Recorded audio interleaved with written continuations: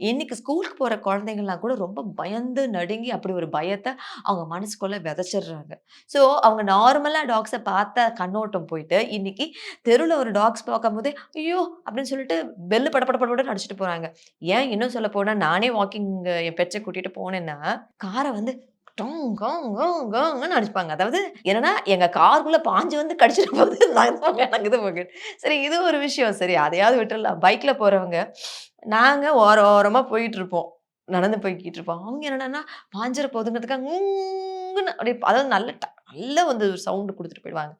சரி இவங்களையாவது மன்னிச்சுருவோம். அடுத்தது வந்து சைக்கிள்ல போறவங்க. ம். பெல் இருக்கு பார்த்தீங்களா? ஆமா. டக்கு டக்கு டக்குன்னு அவ்ளோ ஃபாஸ்ட்டா அடிச்சுட்டு போவாங்க. சரி நடந்து போறவங்க இருக்காங்கல்ல, அவங்க சும்மா இருக்க மாட்டாங்க. அது அட்வைஸ்ங்கிறது ஒரு ஃப்ரீயான விஷயம்ல. ம். அவங்க என்ன சொல்லுவாங்க, "ஏம்மா கொஞ்சம் பார்த்து கூட்டிட்டு போ மாட்ட? ஏன் பத்திரமா நெருக்கமா புடிச்சுக்கோ. முதல்ல ஏன் இங்க கூட்டிட்டு வரீங்க? நீங்க வந்து மெயின் ரோட்டுக்கு கூட்டிட்டு போங்க. இங்க ஏன் கூட்டிட்டு வரீங்க?"